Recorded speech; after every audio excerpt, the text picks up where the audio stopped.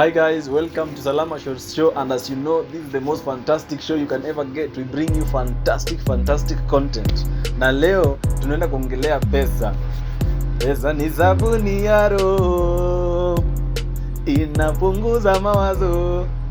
Bas, kama wale uko pale unatamani kujua how to make money online, leo naongea na mtu mmoja hatari mambo ya online, anaelewa mambo ya online kabisa. So hope umesubscribe, like, comment hapo chini na tuingie kwa video tujue how to make money online. Let's do this guys.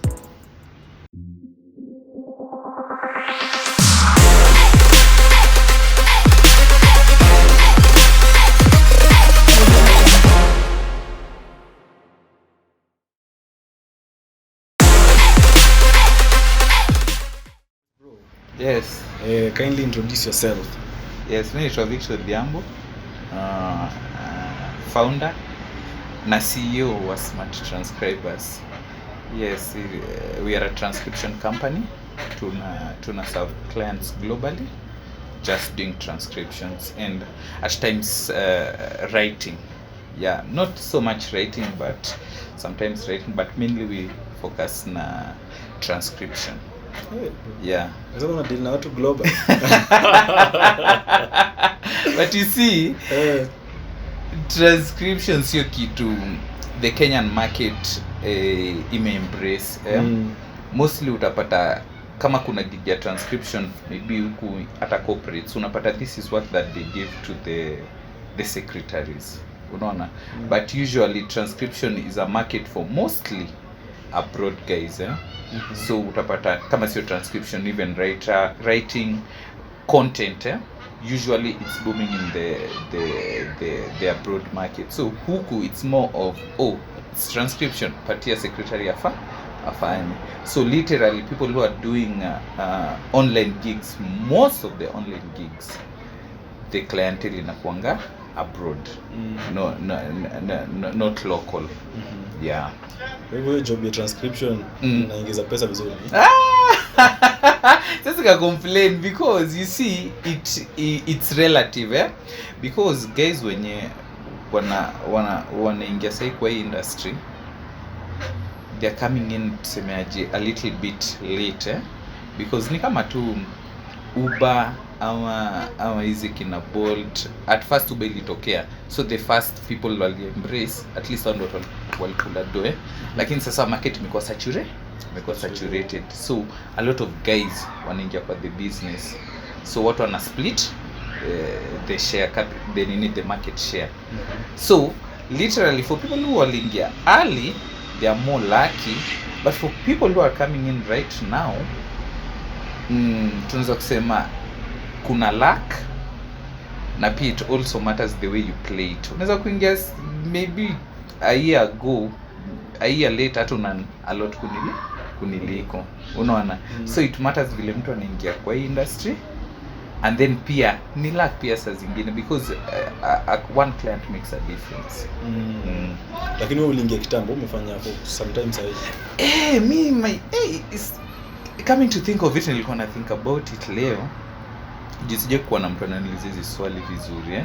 Actually this is the first time like I'm going on record, so leo nilikuwa nafikiria, but then nimekuwa for long transcription, so nikajaribu ku trace back.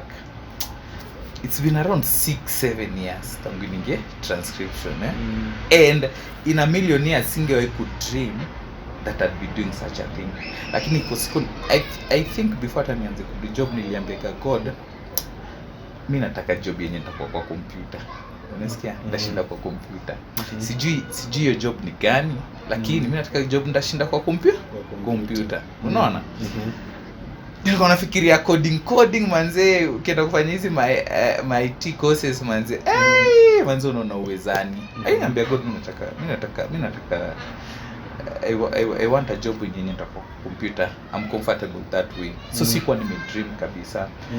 So I think after kumaliza shule 1 year, nimekaa unatafuta job, una apply. Then nimegraduate na business management degree. Certificate inakula vumbi mahali. Wewe hiyo is a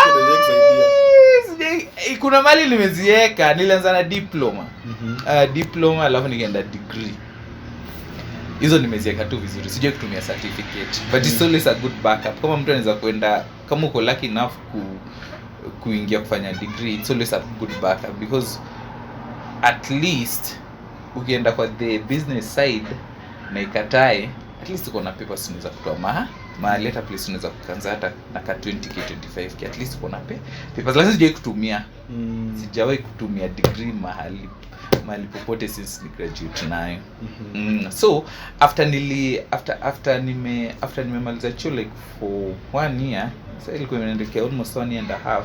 So a namesake of mine anaitwa pia Victor, we got up around kwa kota, akaniambia naje Vic, unafanya nini? Nikamwambia mimi nafanya kazi ya kutafuta job ni ngumu kupata huku nje. Hiyo ndio kazi nafanya. Sasa akaniambia kuna kitu huko tunafanya tao, it's relatively simple inajiita transcription.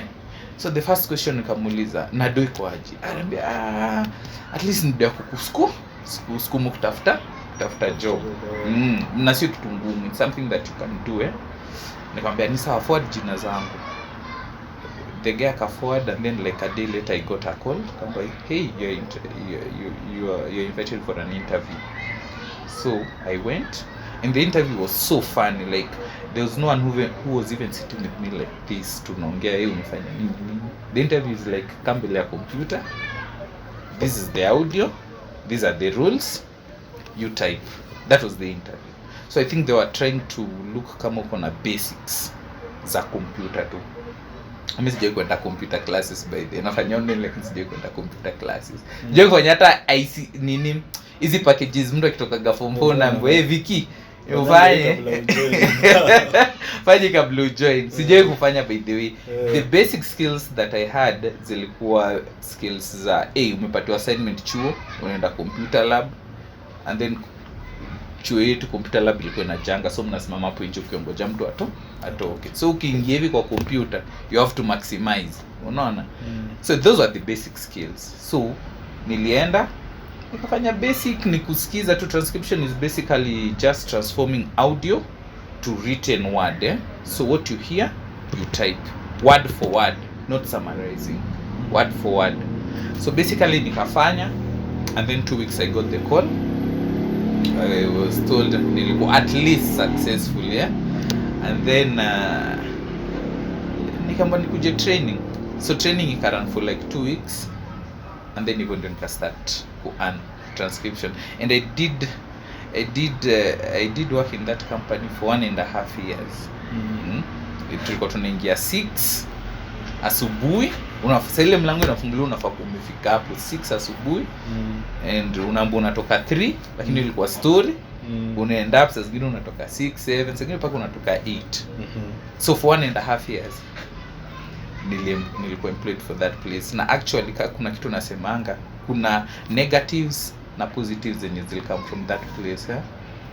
Like nikikwambia wale watu wanafanya online, nikisema zile rates nilikuwa nalipo huko, watu watacheka, because hizo zilikuwa like, it was like literally kwa nafanya transcription bure, unaona. But the best thing na thank that place, walinipatia experience. And without those guys singekuwa hapa leo, unaona. So for 1.5 years nimefanya transcription kwa hiyo kampuni, and then after that nikatoka. Best yangu alitoka wa kwanza, akaenda akapata mali ni nzuri huko nje. Akaniambia Vic, ni aje niko na deal poa, another lady, paka wale we are best of friends, but they should look for her. It's a very good resource. I may deviate slightly from me, but she's good in writing, but she's a very good resource in this nini. Paka wale si aliniita, I worked for her kiasi, and then we later joined, tukakuwa partners. And then I think transcription was not for her, and then yaka follow the nini of writing. Yes, she runs a very successful blog inajita Travel Moran, and basically is a very big writer. Pia ana do job na my clients nini from abroad, but basically tuka split. That was like 4 years ago, and then so from 4 years ago nimekuwa nikichapa transcription mpaka leo sasa. Mpaka leo. So bro, ukisema ulikuwa unalipwa pesa kiasi ni pesa ngapi hiyo 1.5 years uko umeandikwa? sijui nikisema ndakuwa na choma ama nikupatie tuseme average of what ninge earn per month. Okay, basically the transcription market rates for normal transcribers. I think wale transcription watelewa kitu nasema usually the rates are like 20-25 bob per minute. So that's the usual rate ya market sai for just regular transcribers. So your place tulikuwa tunalipwa 13 bob ama 14 bob per minute.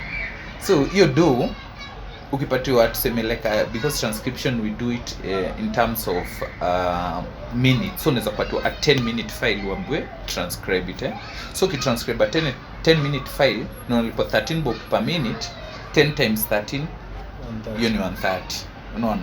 So for starters ukiwa mtu bado ulikuwa unajifundisha, so you'd get that unalipwa maybe because your speed is slow bado you get to do the whole day only 20 minutes. So 20 minutes times 13, that means ni 260. So 260 per day, your place ni tao. Unaona? And then the fare ni like 120. Hiyo jeka kusosi or anything. Unaona? So at the end of the month, ikifika hivi unabakia tu na pesa kidogo. Unaona, like literally it's working for fare. And that's why I say I choose to not look at that, because that was just a stepping stone. Unaona, the experience when alinipatia. And usually nasemanga it's been long since nisikia what's going on there, but nasemanga if kungekuwa na mtu angetaka ku learn transcription vizuri, yani that's the best place to learn. Unaona, because our watu walikuwa hands on. If I don't know something, I just napunza kiti na they tell me. Unaona? Lakini hiyo sana I choose to ignore because sahi walinipatia knowledge na skill yenye imenifanya that at least I can say I'm earning a lot more. Yani that experience was invaluable kabisa. Yani hakuna siwezi kai value. Unaona? I cannot value it. Sasa basi ilifika point gani ukaanza sasa smart transcribers? So smart transcribers after nimetoka the company ya transcription, this lady unakwambia tulikuwa naye akatoka kaniacha wa kwanza, alienda huko nje akagets things that in the online world kwanza mimi naitanga nini, it's a syndrome inajita account syndrome. So hii account syndrome meaning that in the online world people are always talking about accounts. Ukienda hata kwa online platforms guys are saying hey, kuna mtu anajua account poa ya transcription. Unaona? So mimi naitanga account syndrome. Unasikia? So this lady alienda, that was like 4 years ago. Unaona? At that time ndio accounts sasa zilikuwa zinaingia, or at least sisi ndio tulikuwa tunazirealize, but it was not as popular as now. So say watu wamejua sana, imeend up zinafungwa, so even getting accounts right now it's very hard. So the lady went akajua stories za accounts, and then akaniambia Vic, there's a better option hapa nje and inalipa poa. So at that time accounts sisi actually sisi tunalipa 25 bob per minute. That lady akinilipa, hizo jana nasema lady, my friend. Unaona? So at that time tumekam tukakuwa great friends lakini basis ilikuwa from where we were working So mimi kutoka huko nilikuwa nilipa 25 bob, of which nilikuwa tunachapa job and it was at least better quality So nikakaa nje for another like 1 year nikido under my friend and then later on tukamaje so tukachapa I think like another year na yeye, and then she realized that transcription is not for her. Unaona? There's a time actually, the reason actually what brought us to that conclusion because accounts zilianza kufungwa. Now what happens with these accounts,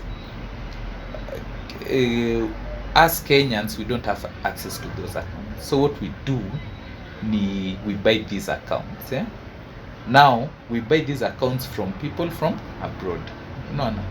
And now people from abroad hawataki sisi tufanye hizi kazi because we are not native speaking transcriber, so wanataka native speaking na au ni American. So what we do, we buy these accounts, and then now kukakuwa na influx hizi accounts, and then you see not even Kenya peke yake, even Philippines, other countries. So you get people wataenda kwa online platforms waseme hey, nani anauza these accounts, and you see this is information that now the companies wanaona accounts zetu zinauzwa, unaona. So they started like cracking down these accounts that zinakuwa used. So they started cracking these accounts zenye guys were being sold to, so they started employing vitu kaza VPN, so VPN inaonyesha where you are accessing the account from, so unapata unaingia asubuhi, you are logging into that account because that account has work, so ukilogin ina ping kwa their system that hii account inakuwa access from Kenya, na actually Kenyans should not have access to our accounts, unaona. Unaamka asubuhi unapata account imefungwa, and those accounts at that time, yani those accounts zilikuwa na pesa, man, per week ungechapa job ya 30 Gs, unaona.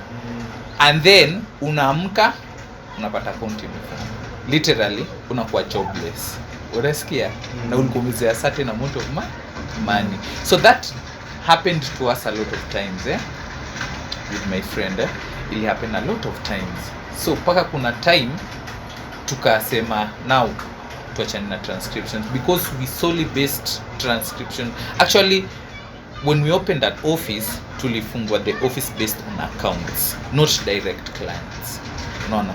So tulifika place tukasema we can't live with accounts, so we decided not to do writing. So my friend was well connected, akatafuta someone who mentored us in writing. There's a gap hapa katikati for like almost 1 year. Sikuwa na do transcription, we're doing writing, and so that's where nikajua writing. So that's why nasema sasa zile kuna njaa sana, naweza kufanya nini, kutafuta writing because I have that knowledge ya writing. But for her vile tulienda writing akakuwa writing. But even before akume writing, we had already started we had already played with this idea, let's start a website for transcription, and then that way now we can go towards getting our own clients. So actually these my transcribers, I attribute it to her because yenda alikam na the name, unaona. Actually this name was not mine, it was hers. So tukafunga website, it was just a basic website, and then at that time you're still doing writing, and then account syndrome ikatuingia kidogo tena, tukarudi kwa hizo account za Rev, because now we knew how to mask our IP addresses, so ingeonyesha bado we are in US, unaona. So tuka writing and transcription kidogo tu, and then accounts zikafungwa, unaona. Aka stick to writing, and then it found like tumesha fungua the website, basic website. So with that website, that is how Smart Transcribers ilizaliwa.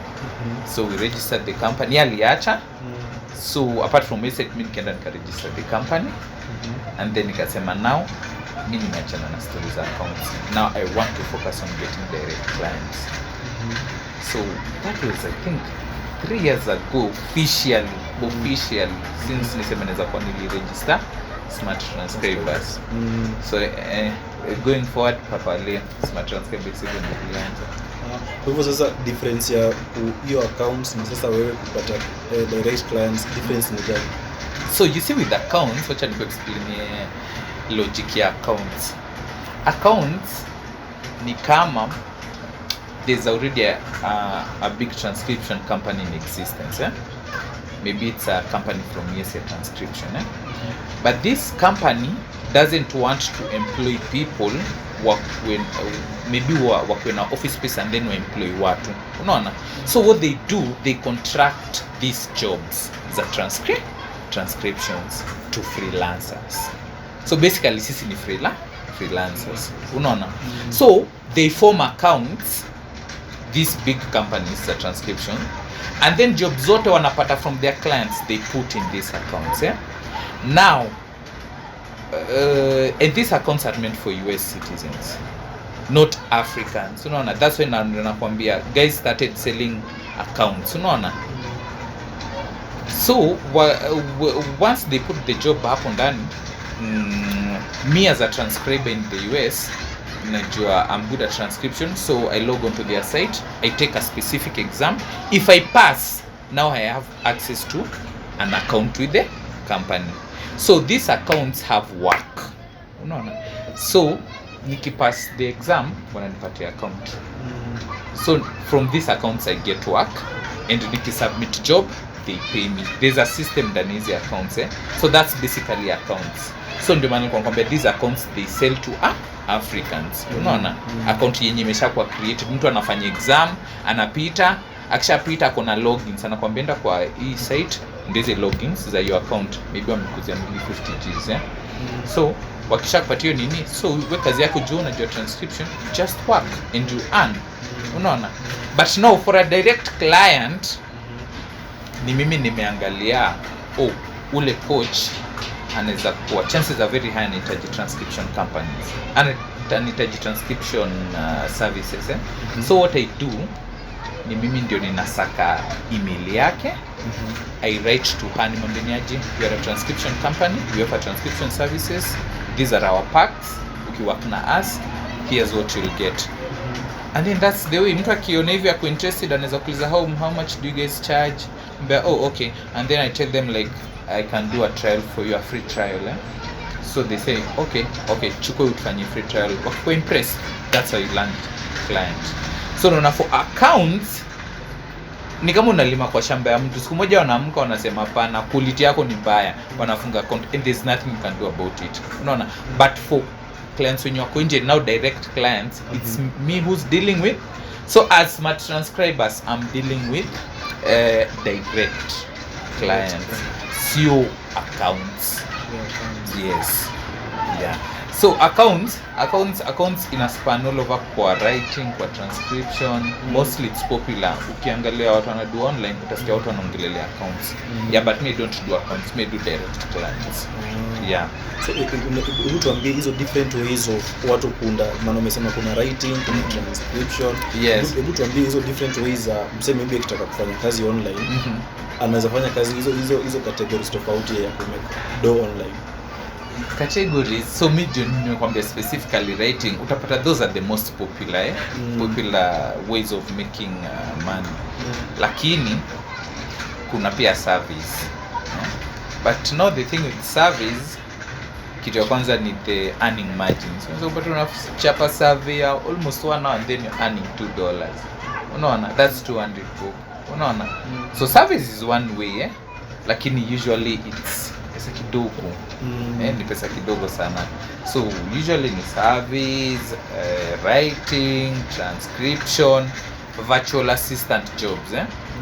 Now you'll get that clients from abroad, and again earning clients who are abroad, mostly Kenyans, so utapata this type of works, they are very scarce. Like even it's funny that when kuna siku nilikuwa nawakia this company account zao, you find that the audio that you're transcribing, this audio is a Kenyan audio, unasikia. So una find that mtu Kenya amepatia na job yake kwa an American company, unasikia.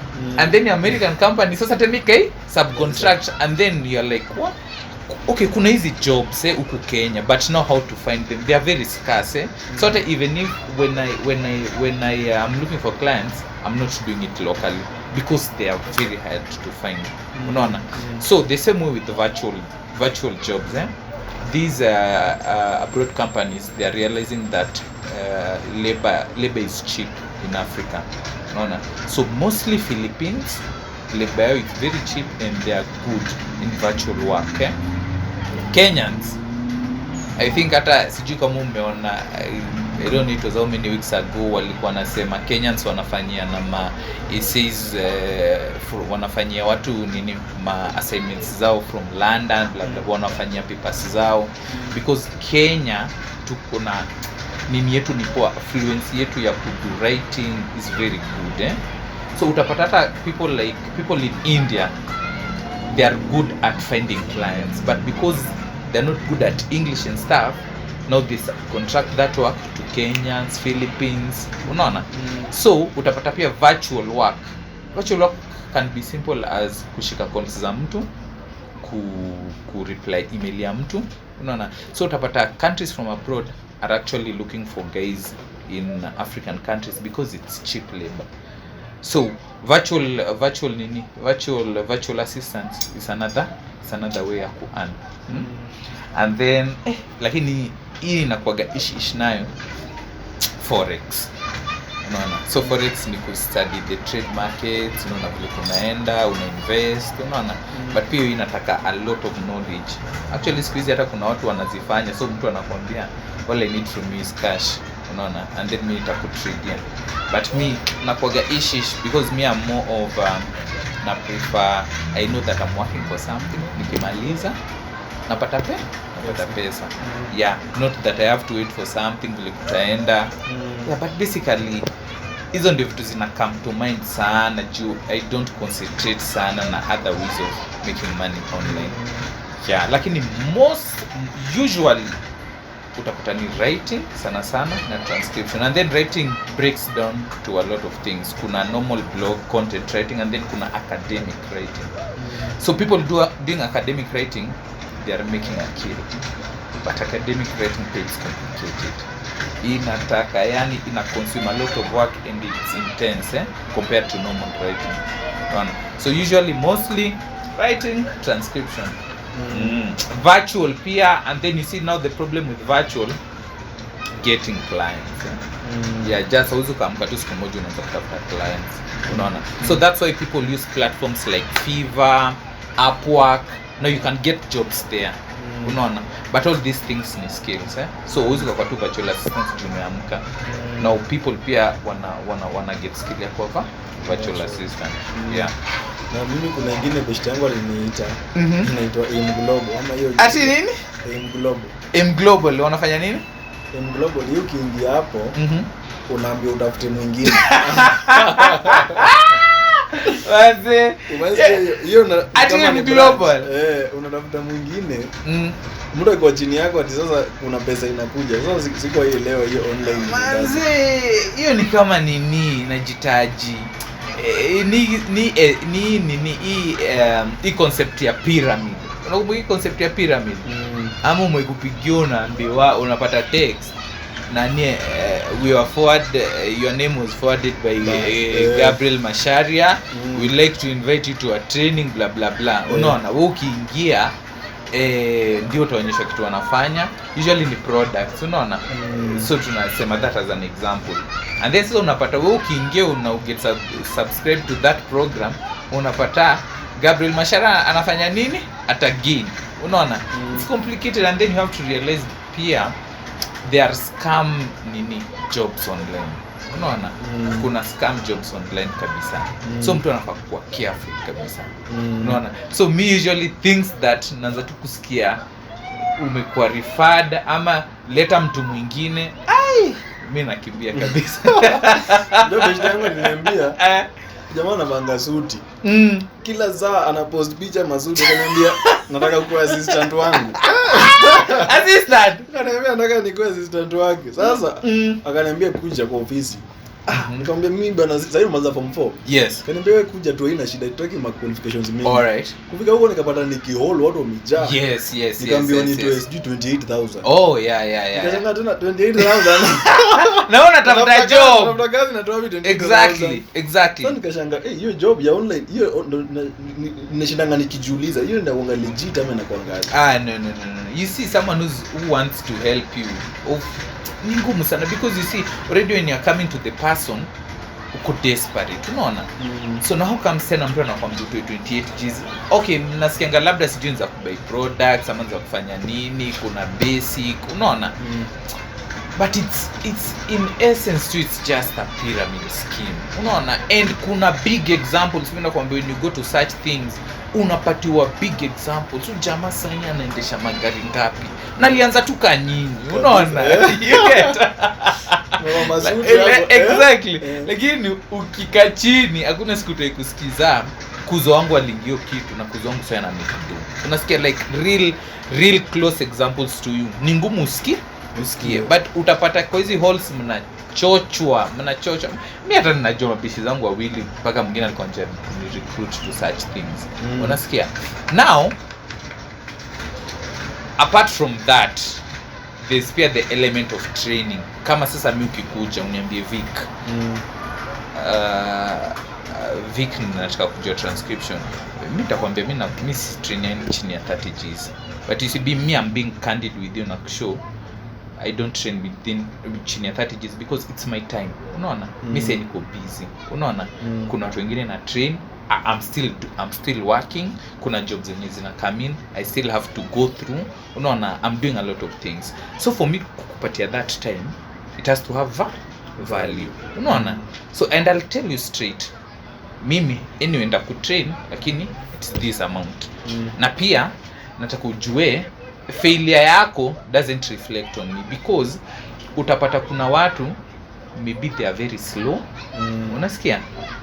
Watu kitu ni ngumu, or they are very slow. Mtu atakusumbua almost 6 months but you are training them, unaona. And me basically I train someone only for 1 month, and then after that I can just be around, maybe ukishindwa na something, unaona, I can chip in, unaona. Lakini me I'll tell you straight up, na kutrain for this amount because that's nini, and partly pia nakumeta, that means I'm giving you my time during the 1 month. Utakuwa unanipigia anytime, unanitumia maybe something I have to look at, maybe job yako yenye nilikuwa napata, I'll have na commit time, unaona. So I can't do that for free, unaona, because if I'm doing that means I'm not doing something else, unaona. So that means I'm not making money, unaona. Lakini sasa ile unaomba sijui invest hii ndio upatiwe hii. Na pia what guys are funny, mtu anakuja na kwambia Viki, nikikupatia hii pesa ni guarantee nita get skill na nitapata clients, unaona. It's funny because unawezaji kwenda kole uambie, before ingie kole unaambia administration, unaambia ni aje majama, before niwapatie school fee nataka at the end of this 4-year degree nikimaliza mnipatie certificate, nipate job guarantee. Mkiniambia hivyo nita enroll kwa job. It doesn't work like that. Me what I'm giving you is the skill, unaona. And I can guide you, nikwambie pale ukienda ufanye exam na ukiwe driven, unaweza kupata nini? Unaweza kupata some little thing. And you see this thing is a process, I'll expect after 1 month 2 months umejua transcription, no, you start earning big. The way I've told you, sasa inaelekea 6 years and it's still a learning process, unaona. Bado sisi kasema mimi kuna watu tunaongeleleanga because uko na a group of people, like-minded people wenye tunafanya job now. Like kuna examples zingine ni crazy. Guys are making houses. Guys wako na magari. Mimi hata ndio mimi sina gari, by the way. Bishi zangu almost 3 of them wako na magari just from doing this work, unaona. So but it's a learning curve, unaona, and it's a process, unaona. And these people nakwambia hata wako successful, and this my friends, ukiangalia tumetoka pamoja, it's been a process. So you cannot do transcription ama any online work just for 2-3 months and expect to start earning big. It's a process, and also it's always good and advised that you have a mentor, unaona. Ndio unaweza kukevi chini ujifanyie research, ujaribu ufanyie, ujue vile zinafanywa, but kukiwa na mtu anakuguide, chances are very high utaenda mbali. Na mimi personally sikuwa na mtu alikuwa ananiguide like ananimentor, but I'd say my mentorship came from the workplace yenye nilikuwa nafanya for 1.5 years. Like naweza kusema those guys, sijui kusema hata they are more than mentors, out all in direct vizuri sana. So me I usually say that hiyo ndio ilikuwa mentorship class yangu. So me personally mtu akikuja na mtrain na mshika mkono, unaona. So like mentoring someone like that, and then uko mbele now pia ina determine nini passion ya mtu drive Unaona, because I can mentor you all I want, lakini kama wewe ni mlazy hakuna pale tutaenda na wewe. This work you, because mtu anafaa kuta kwanza kwa consistent nikikwambia nimekupatia hii exercise, do it, nikikwambia nahitaji kesho, you should be able to deliver by kesho. And then now after you deliver, I give you another one, and then with that, kitu ya kwanza, you cannot do it as a side gig, because now you get people wenye wanasema, oh, nataka hii kitu iwe side gig, si utanifundisha. It's just like any other job. Ndio maana unasikia mtu anakuambia I'm doing online work ama online job. So why would you expect online job equal to like a side gig, and in the real world ukiendanga si unafanyanga job 8 to 5. Now the way to enjoy job, it's because I used to report 6 na natoka jioni. Unaona, and that's how nimekuwa good at it. Now ukikuja useme una train kidogo and then unaonekana after 2 weeks, unaona hakuna, hautashika. So there's that incubation period. Mimi naweza kusema hata if you are to be consistent for 6 months, umechapa consistently, now you have that skill. It's like you have that skill forever. Now ukikuja maybe 2 years, unaambia Vic, mimi nilikuwa na do job imeisha, so nataka kurudi kufanya transcription. What we'll do is we'll just brush it because you had that skill. Now 2 weeks umerudi kujua transcription. But if you are to start telling me, oh, after 2 weeks nakupatia exercise, unapotea, you'll never know. That's why naambia mtu before atanifundishe, uji after 1 month kama utakuwa umeshika ama I'm seeing sense that ni ngumu ikushika, hapo tunaachana. But within 2 weeks ndajua kama hii transcription imekufikia. And usually I know saa zingine watu wengine wata agree with this, but usually these things it's usually much better for the younger population. Unasikia watu KU wanachapa online vibaya sana. Usually hiyo time ya kutoka high school na sasa uni, those guys are primes for this job. Mimi naweza kusema kama mtu anaweza kuanza kuingia hizo job sahi na maybe yuko campo, this is the best time, because as you age these jobs zinachukua mental nini yako, mental strength yako sana Sahi mimi naweza kusema if I was to start this job now, ingenisumbua kudu, because sasa nimekwambia now I'm approaching 30. Nilianza nikiwa 24-25. Hapo nilikuwa sawa. There's times I used to transnight nikichapa job mpaka saa 8 and then namka 5. Unaona, but now I can't. Na nimeka purpose that I don't want to work that hard, because you can be self-employed lakini unakanika mtu bado anadu job. Ndio tunasemanga guys in the online world wanasema wako na hii catchphrase, man, I'm unemployed, I'm self-employed. Unaona, yani hiyo term ni hiyo buzzword, yani inabamba watu sana, but then you get that unapata huyu mtu anamka 4, unapata analala sijui saa 8, anamka tena 5 jioni, anachapa job sijui mpaka saa 8 tena. That's not a good life, hata kama uko self-employed. Unaona, so nimepurpose at least una structure, and that's the freedom of being your own boss. Unaona, and that's the freedom ya kuwork na your own clients. Unaona, because working with your own clients, you set the rules. Client atakuuliza, when can I expect this job? Now it's for you kuangalia the commitments that you have. Unasema you'll get it in 3 days. For accounts unapatiwa a certain date that unafaa kunyo job. Usipo ndio sasa nakwambia ina nini quality account, and then it ends up inafungwa. Unaona, yeah. Kwa hivyo tuseme basically the major challenge ama hizo challenges key sana za online kama hiyo job yako ni gani sasa? Kuna challenge. Kwanza actually wacha nianze na for guys who are entering. Unajua we are a third world country. Infrastructure zetu ni mbaya, meaning in terms of internet. Unaona, kuna watu wengi wanahitaji kuingia kudu vitu za online but internet like people wenye wamesha established kwa this industry, some of them it's easy for them to forget that people wanaweza kuwa na challenge kama tu ya internet. Unaona, like US research nilikuwa nasoma juzi almost 80 to 90% of households ziko na internet. Sisi internet, nakumbuka tulianza na modem. Unasikia modem na kompyuta ingine man, hiyo kompyuta sijui ilikuwa home, hii kompyuta ilikuwa nani hiyo kompyuta ilikuwa slow. Unaona, so tungangana and then you get, and then now you upgrade to a good machine, laptop but kiyo kwanza kusema internet it's always good to have stable internet, especially for people now when you wanna deal online.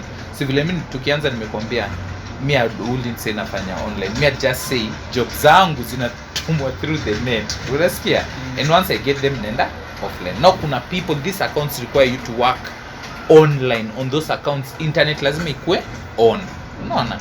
So kitu kwanza ni infrastructure, and then kitu ya pili yenye when you ask transcribers ama watu wanafanya writing au watu wanasema kwa self employed wana work from home, boredom.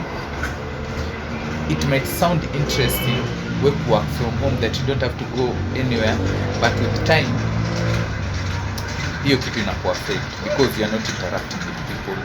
Unaona, ukiamka ni home, una do job from home au uchatoka nje. Unaona, and that's why mimi niko na office right now because I will simply be working from home. Hata niko na set up home ya kudo job, but I can't work from home. Now you see, when I come here, it is just as simple as just walking kutoka home paka hapa. Kuna that feeling inakupatia that hata ukirudi home jioni umetoka job. Saa zingine it's as simple as mimi kuamka kuangalia just through the window, just looking at trees, nikiona magari zikipita, there's something that does to the brain. Hizo walikuwa wanasema usually hata just walking in nature ina produce some chemicals in your brain that are healthy for you. So apart from that, kuna pia finding work in itself is a problem. Unaona, it's not that simple. Mimi naweza kutolea list yangu ya potential clients wenye ni contact. Naweza kusema it's juni percentage ya 0.000 ndio wamenipatia job. You get? Because it's not easy. Nasi nimekwambia with accounts already umeshapatiwa job. Now for us we look for clients for ourselves. So, and then the more people are getting kwa industry, it's not like 4-5 years ago. Sasa hivi ile kwanza story ya COVID, now people, kila mtu tu ni online, and now people are getting kwa this industry, now pricing inarudi chini kabisa. Unaona? So now you get that mtu anakuja anaambia client, naweza kuchapia job na maybe 20 bob per minute. Na ulikuwa unaambia client, naweza kukuchapia job na 100 bob per minute. So na client atasema unanipima. Acha niende nifanye, yule mtu anafanya nini? Anampatia job na 20 bob per minute. So job wise, that's another big thing, especially for people who are looking to go the direct client side. That's a very big challenge.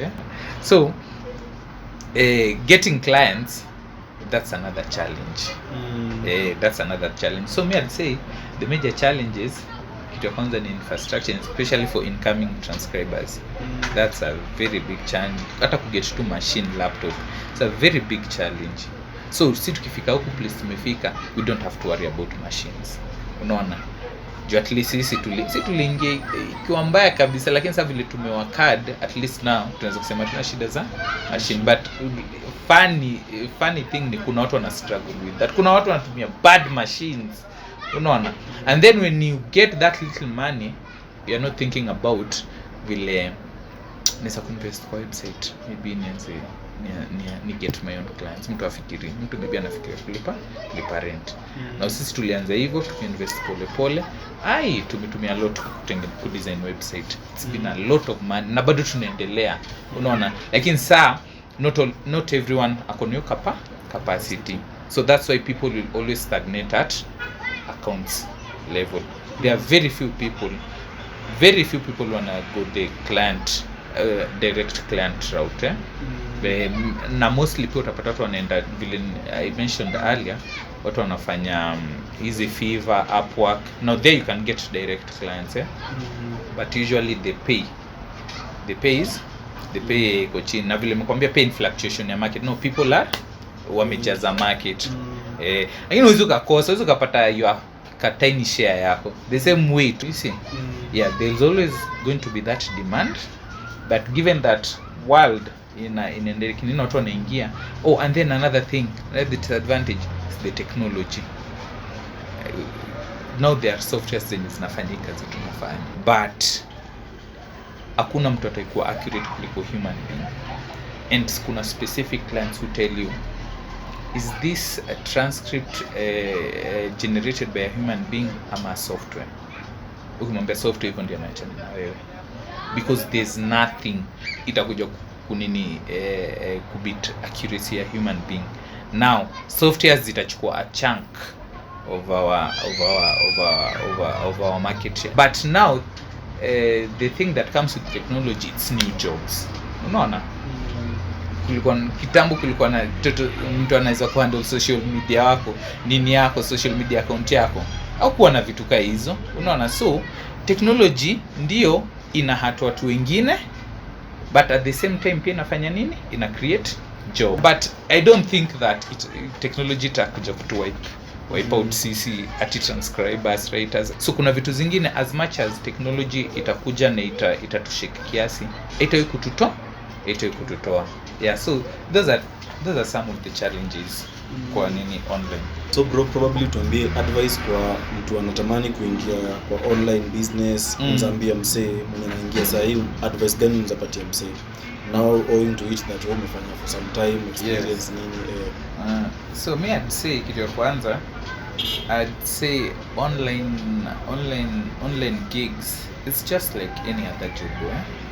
Uske take nothing less from it. It's like any other job. Kitu ya kwanza, and we've already talked about this, get someone to hold your hand. Kuna a lot of these online courses, mtu anakuambia I'll provide you with a full package ya transcription ama ya writing. I've seen as less hata ya 1500, you get, but it's different from someone giving you a material to read na someone telling you come tuongee, nikuambie what worked for me na nikuguide place una stumble na kusaidia. Kitu kingine, commitment kabisa, commitment na consistency. I said earlier that at least kuna that incubation period that you have to do this thing consistently, at least nasema 6 months to 1 year. Another thing, patience. Hakuna kitu ni get rich a quick scheme. Unaona, bure kama watu wangekuwa naingia online na ni rahisi hivyo, watu wangekuwa na do huku nje kila mtu. Unaona, patience, it's a very big thing. Juu ndakwambia mimi sasa I'm into this 6 years na ndio place nimefika. That has taken a lot of patience. Nimekwambia I started with getting paid how much, 13 bob per minute. Now niko in the upper 70 bob and above per minute. Kuna client atakwambia ni aje boss, I can pay you like 40 bob per minute. I can't, because no, that's not worth my time. Unaona, so kuna patience, kuna hiyo stage. Mostly utapata hata mtu anakupatia 18 bob per minute, but you cannot start na now nataka 50 bob per minute. You have, it's a climbing process, unaenda pole.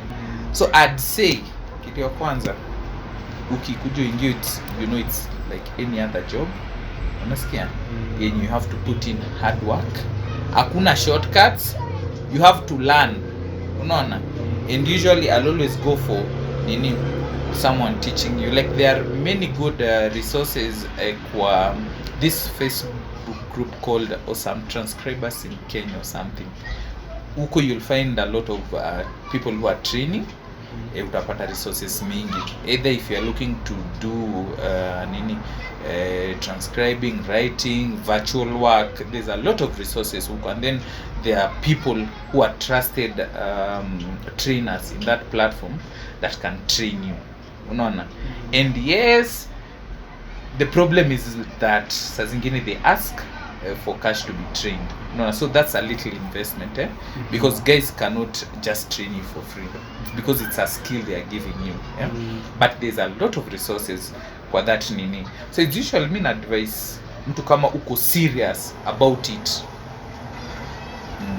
angalia mtu anaweza kukushikilia mkono mkienda, stay committed, kuwa consistent, kuwa na patience, unaona. And then pia kuwa smart. Okay too.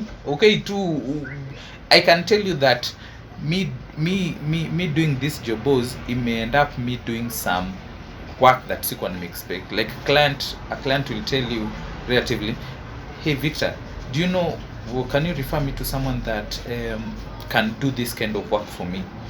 And then you find that the work that the client is asking for, it's just proofreading, unaona.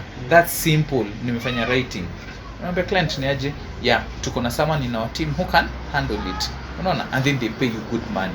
So utapata kuna some other opportunities that zina arise from you just entering into the online world. So you can be fixed kwa your mind that mi ninaingia nikidu writing, and then kesho someone asks you, can you do virtual work for me? So virtual work for me means that, hey, I have a meeting maybe from 8 to 10 in the evening, so I want you, I'll give you the link to the meeting, all you do ni kusummarize. That's virtual work, unaona. Once you summarize, you send the document for the summary, unaona. That's virtual work, and someone pays you for that, unaona. Now that ina require very little skill, unaona. So such, when a client approaches you with such questions, say, can you do something for me that is not in your field, saa zingine utapata most of the times you can do it, unaona. So there's a lot of things that you can gain when unaingia the online world. So decisions zote nimemake pake place nimefika, siwezi ka regret kabisa. Juu tena unafaa kujua a life that is lived with regret, it's a life that is half lived, unaona. So when naangalia hivi nyuma kabisa, naangalia kitu ya kwanza, najua hizi vitu zote zilikuwa God's timing, na I think ini path God alikuwa amenicreatea, unaona. So nikifikiria paka wa leo place nimefika, siwezi ka regret, na bado it's still a learning curve. At least mimi nimeongea at least to my knowledge of what nime experience, and for these 6 years journey yangu. But now guys, we have to understand journey yangu inaweza kuwa slightly different from theirs, meaning what worked for me won't work for you, unaona. And you don't have to be beat up that lazima uingie online kabisa, because online is not for everyone, unaona. You might try it. Kuna watu nimefundisha, man. Kuna mtu alinipatianga 25 Gs, nikamwambia tunachapa training for 1 month. After the second week, the guy ananiambia this thing is not for me. Akaacha, akamwambia bro, no hard feelings, this was our agreement, hata sita kusumbua na do, unasikia. Yes, so you have to know pia that it is not a die or die situation. So you can try it, neneza kukata. And one last thing I think nafaa to emphasize for young guys especially, this is a very good market for them, because wako na the energy, wako na the mental capability ku handle these types of jobs. And then so